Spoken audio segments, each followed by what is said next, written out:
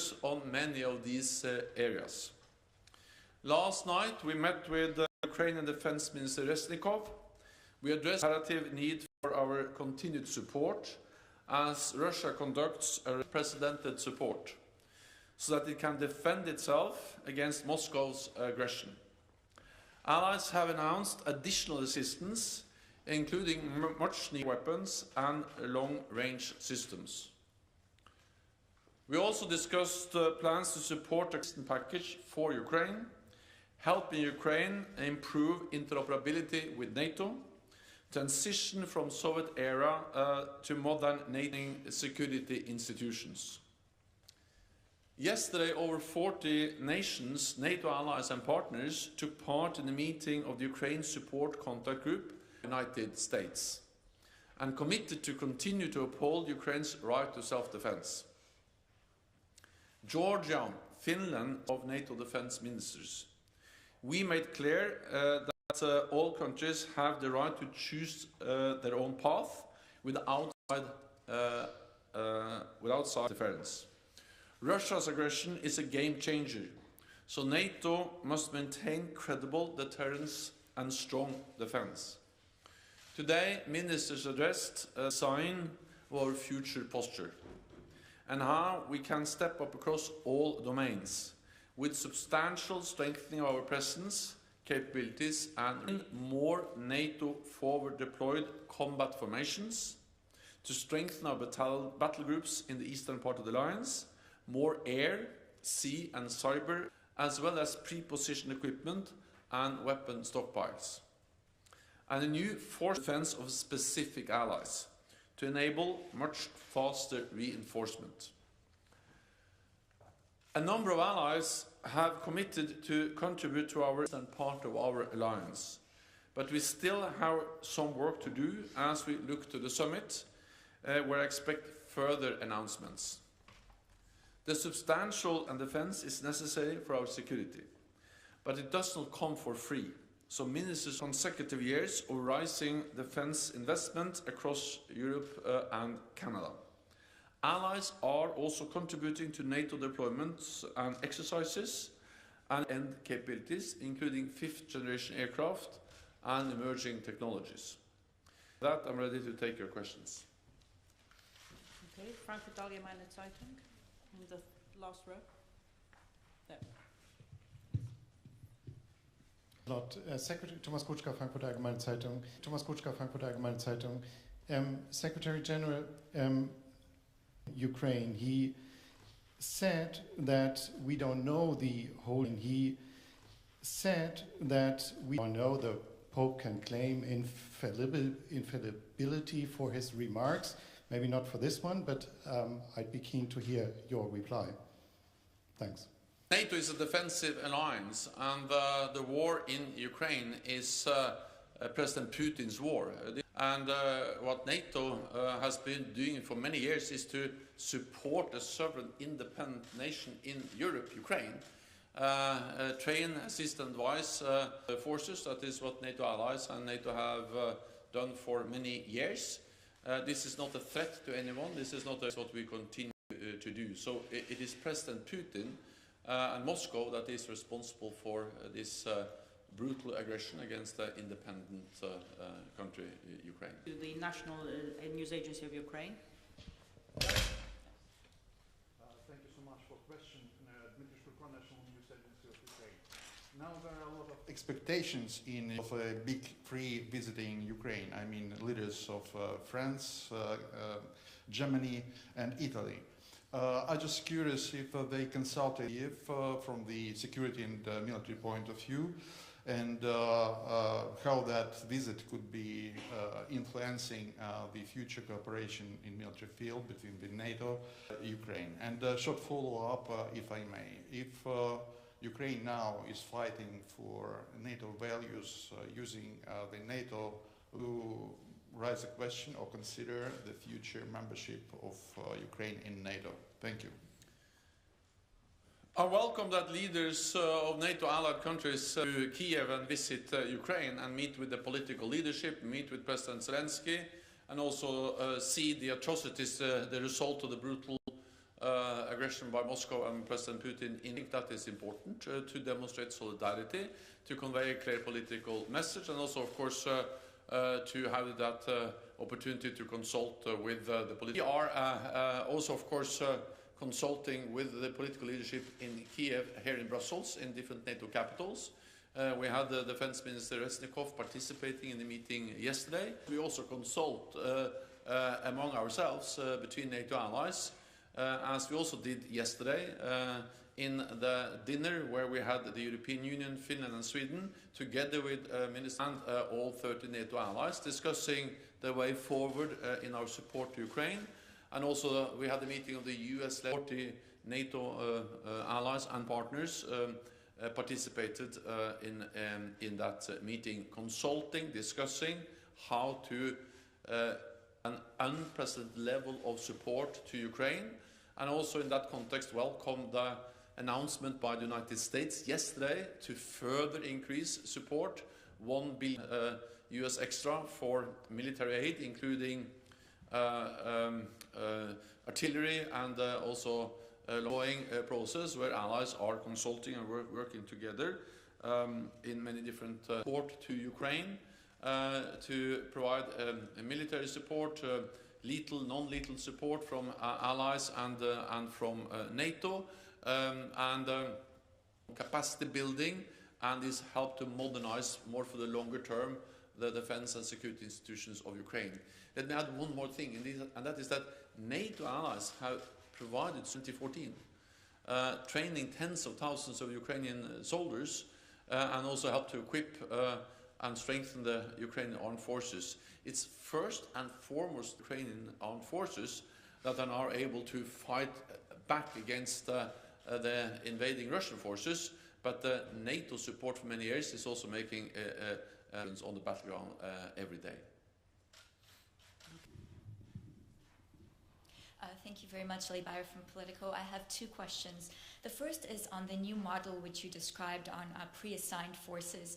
Did any new countries for the eastern flank under this new model, and if so, how many and for which frontline countries? And my second question is, have you made any progress today on the tricky question of more calm the alliance? Thank you. First, on the new force model, we made significant progress both on agreeing the exact elements of the new force model, but also we heard several allies indicating that they will provide. I think it's a bit wrong if I now start to announce on behalf of those allies. I'm certain that they will make the announcements well ahead of the NATO summit in 2 weeks' time. But we know Germany has been out there announcing readiness to provide extra support. Kingdom, and then of course we also see other allies like France in other ways, for instance also with some more presence in Estonia and air policing. So by the summit I'm confident framework, but also that we have more forces pre-assigned and delivered by NATO allies to underpin this new force model. On funding, well, that's part of what we are preparing for the summit. We made a decision at the summit last year. We have received requirements from our military commanders, and now we're working. Okay, Himedi, lady here.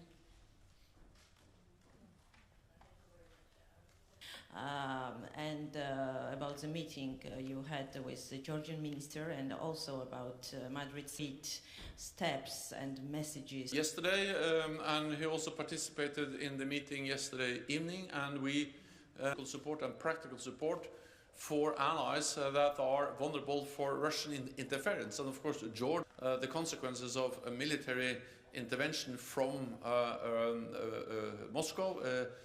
They did so in 2008, and therefore working on how we can provide more support and how we can further strengthen our partnership with Georgia. And it was a very constructive and good meeting, and allies also expressed the need to further step up the cooperation with our close partner Georgia.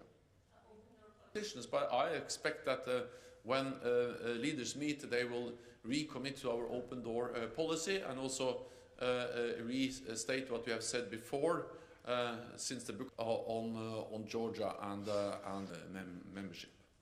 NPR, Deutsche Welle. States in particular have expressed some NATO membership. States in particular have expressed some discomfort with this new model. The fact that the troops wouldn't actually be stationed on their own territory. They're asking for the persistent territory. So if the frontline states don't feel that this makes them more secure or they're not confident, is that really on the question of grain getting out of Ukraine? Are you already putting time into forecasting when and whether there will be new that perhaps NATO may have to respond to in the maybe not so distant future? Thank you. So first, on the new force model, I am confident that within 2 weeks agree a force model, and not only a model, but also that allies are ready to provide the necessary forces to fill that model with content, with strength, with forces. Reassure all allies that we are delivering across the whole alliance, not only the East, on a strengthening of our deterrence and defense in a more dangerous and competitive world. The new force model also consists of many different elements, pillars. One is increased forward presence with more combat operations. And we have already actually increased our battle groups in the East from 4 to 8, from the Baltic countries down to the Black Sea. And for instance, France, Romania and other allies have also stepped up. Second, allies are relations forward deployed, including with more command and control. So this is partly more forward presence. The second element is more forward pre-positioned equipment. Because what often takes time is to move heavy, is to move the supplies. So if you have more that pre-supplied or pre-stocks, also forward deployments, then pre-positioned, then it's much easier and faster to reinforce when needed. And then the third element is then pre-assigned troops, forces that in that specific territory where they have a responsibility. Forces with a responsibility for a specific territory. So not all of the troops or forces will be deployed forward, but parts of them will be forward deployed and parts of them will be ready to move quickly if needed. So this is the thinking, and then there of course are many other elements on cyber, on many other components, but altogether this will mean a significant strengthening of our deterrence and defense posture across the whole alliance. Well, that's a serious concern. Of course, it just demonstrates the brutality of the Russian war against Ukraine, because this has global consequences, global ramifications, not least on and of course we need to follow very closely the security consequences of that, but first and foremost it will be cause even more suffering from people for people all around the world, in the developing world and in Africa and other places. So this is just adds to the concern, it adds to the need to end this war and that Putin stops this senseless fighting. And I also welcome efforts by allies to try to find ways to get grain out of Ukraine. In different President Erdogan yesterday, and I commend actually and to do something with the serious increase in food prices we see taking place as a result of Russia's invasion of Ukraine. Vegan. Thank you. As you mentioned, you talked to President Erdogan yesterday, and after that you stated that the talks was in the accession process for Sweden and Finland. But after that we heard their foreign minister saying that Turkey's expectations were not meant in Sweden. So what can you say now about the status of this accession process? That we are working hard. Historic applications by Finland and Sweden. Many allies also expressed their support for this historic decision by Finland and Sweden. But at the same time, often allies take seriously when Turkey, an important ally, we can address them in a way that enables Turkey to say yes and to accept Finland and Sweden as new members of our alliance. And I think it's important to underline that Turkey is also in favor of NATO's open door policy that has taken place over now many years. But there are some specific issues, and we have been consulting with Ankara. I went to Finland and Sweden on Sunday and Monday, met with the President of Finland, the Prime Minister of Sweden, and also I'm in regular contact with President. The office also engaging in these issues. My chief of staff is working hard together with. This is something we are working hard on, actively on, and my aim is to find a solution as soon as possible. Financial Times. Financial Times. Secretary General, on the Turkey point, how much are you worried that the longer this drags on, the more that there are other countries that seek NATO protection, but at the moment you guys can't get your house in order to allow you here for NATO? NATO is an alliance of 30 different allies, and with different parties in government with different views on many things, and then don't agree on all issues at the start of a process. So then we have to do, as we all reconcile different views. That sometimes takes some time, but that's also the strength of NATO, that we make the decision-making process that sometimes requires some time, some consultations, some meetings, some hard work. But at the end of the day, those decisions are is that despite the fact that every decision has to be taken by consensus, we are actually able to make a lot of decisions, also difficult issues. And I'm confident that I cannot say or tell you exactly how much time we will need, but my ambition is to have a decision soon. And then that's what we are working for. And then, of course, to agree, and also now agree with 2 applicant nations. Nations applying for membership. I cannot tell you when we're able to find an agreement, but we continue to work hard. NATO reputation, I think that the reputation of NATO is that actually we are able to make decisions, also when it requires, which is the way we make decisions in our alliance. Okay, we'll go to Ansa. Hi, thank you for the floor. Let me go on the visit of the 3 leaders in Kiev today, because this is the core of the European Union and is also the core of NATO in Europe, at least continental Europe. Traveled to Ukraine before, and the visit takes place today, the day of the ministerial here in Brussels. So is it just a coincidence, or we can speak of the European leg of the alliance towards Ukraine? And secondly, the Kiel Institute today has published a report in which some countries between the pledges of the arms to Ukraine and the actual delivery is significant. And I wonder if you can say something about that too. Thank you. On the last question, we have our military. There's a very substantive work of military of all allies and partners involved to get equipment over to Ukraine as fast as possible. That's a huge logistical taking, and we were, for instance, briefed on these efforts and how EUCOM, or the US Command in Europe, is working with other the support over as quickly as possible. There is no doubt, and that was also confirmed and clearly stated by Minister Resnikov, that an enormous amount of weapons have already arrived in Ukraine.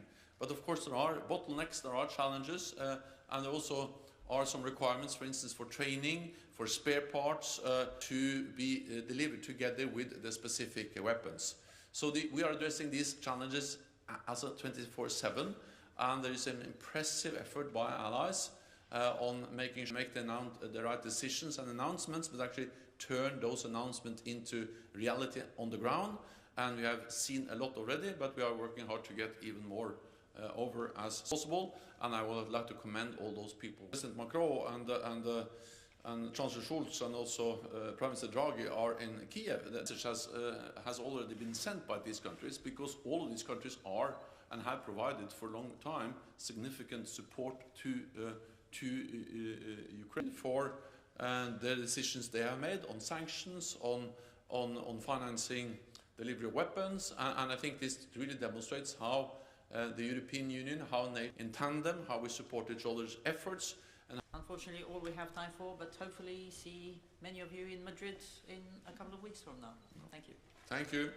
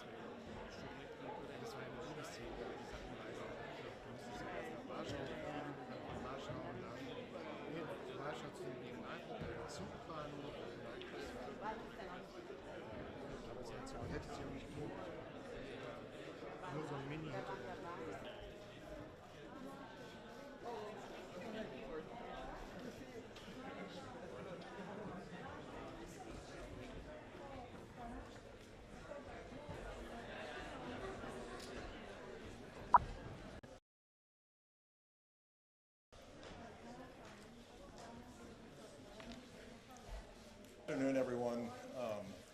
After Secretary Austin makes a few remarks, we'll turn it over to some questions. Secretary Austin.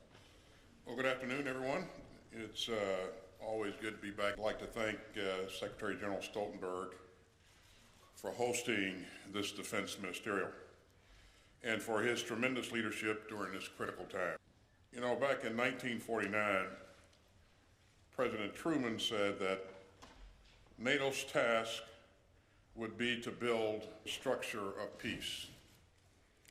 And he said what we must work patiently, he said that we must work patiently and carefully advancing realistic steps in the light of circumstances. Indefensible invasion of Ukraine, and we have had to face events that we all hope would never come to pass. And this alliance has met the challenge with resolve, and above all, with unity. Together we have responded swiftly and decisively to a lawless and reckless invasion of Ukraine. NATO has shown the world that it remains the essential forum, decision, and action on transatlantic security. We are all proud to stand with the brave. They defend themselves in their democracy and their sovereignty. And during this enormous crisis, strengthen the rules-based international order that protects us. It's an opportunity to consult with one another and to share ideas and tomorrow. Together we have have activated NATO's defense plans. They've deployed elements of the NATO response force in eastern areas of the alliance, along with significant air and naval asset deployments. And NATO is also making plans to. Over 2 highly productive days, this ministerial has laid the groundwork for important discussions and decisions at the NATO summit in Madrid later this month. Now, NATO is also close to welcoming 2 new members to the alliance, and that reflects the appeal of NATO's core values. The values that unite us as an alliance, and so does our shared vision of a stronger, rules-based several months, and now the good work must continue. During our time together, I've encouraged my fellow men to prepare and provide ready capabilities and forces to prepare this alliance. The task has not changed. To defend each and every ally's sovereignty, Article 5 remains ironclad. Thank you for being here today, and I'm happy to take a couple of questions. Thomas Gutschke from Frankfurter Allgemein. Thanks a lot. Thomas Gutschke, Frankfurter Allgemeine Zeitung. Thanks a lot. Thomas Gutschke, Frankfurter Allgemeine Zeitung. Be along the Mr. Secretary, the reinforcement that NATO allies are considering regarding the eastern flank be along the concept of scalable brigades. So this means that NATO, it's necessary. We all know about shortcomings in logistics and weapon supplies, that NATO member states will be up to the task and will in fact be able to fulfill this requirement. I have confidence in the process and the ability of our allies to build the capabilities that we agreed to in our meetings there, and I saw the commitment and the energy in that room, and you know, it was heartening. It was encouraging. As you heard the Secretary General mention earlier, there are things that we can do and will do to make sure that it's a lot easier to work. Some of those things include pre-positioning of equipment, putting forces that are at home station on higher levels of alert, easier to fall in on a formation. So recognizing the challenges of the past, I think, experienced in the past, and they'll build to ensure that they have the right capabilities to time comes. Oren Lieberman, CNN.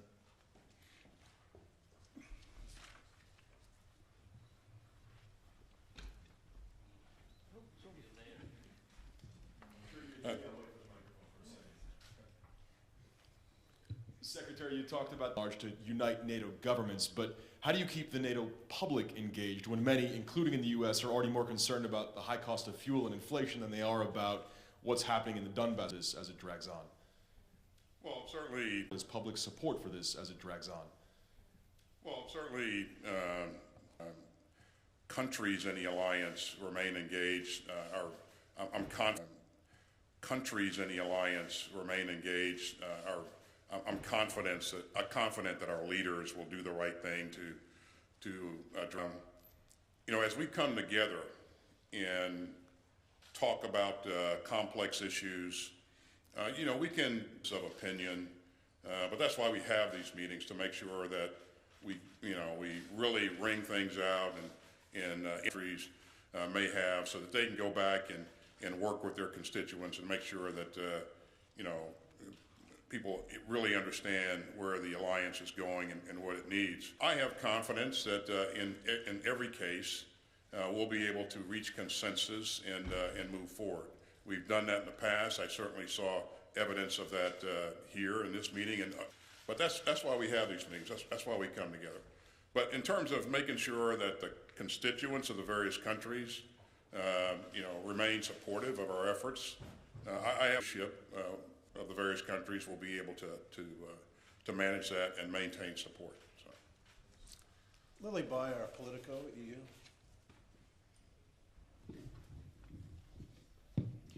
Thank you very much. I have two brief questions.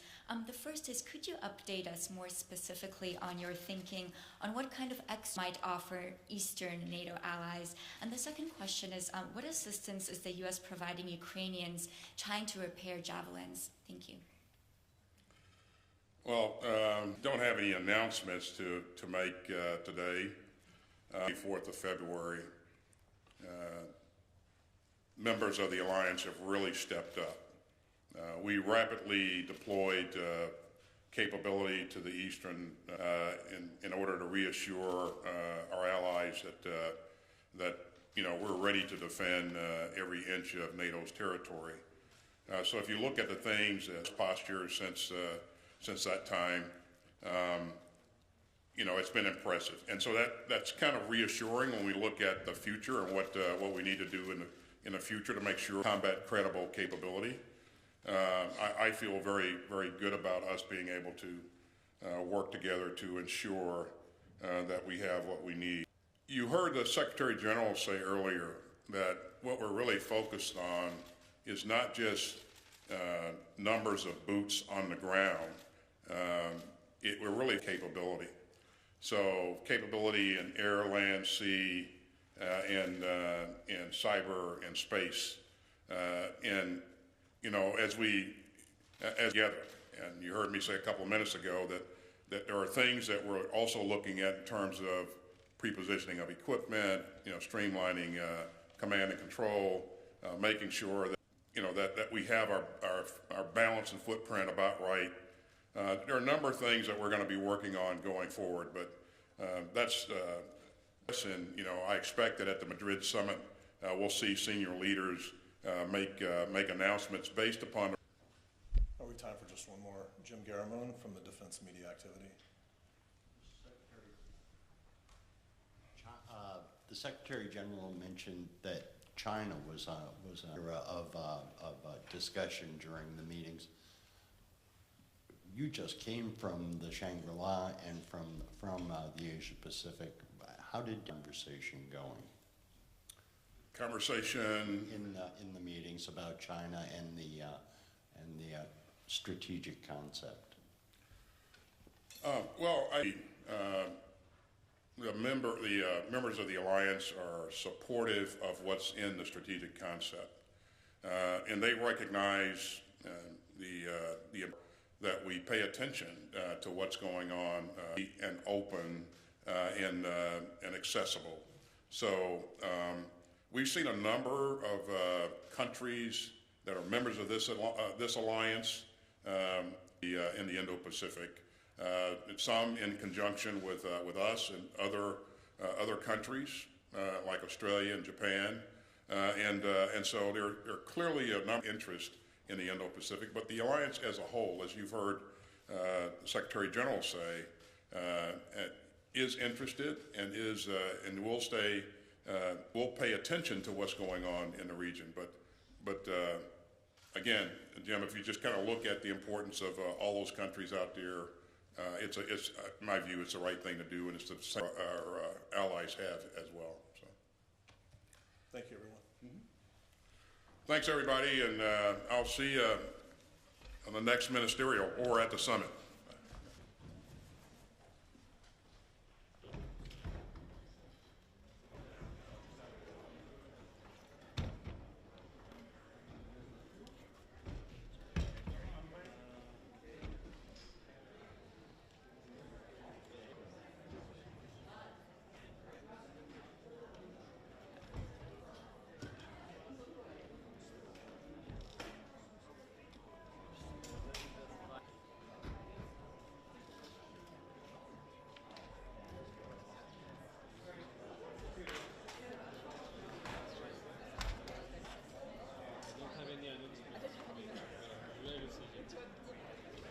Really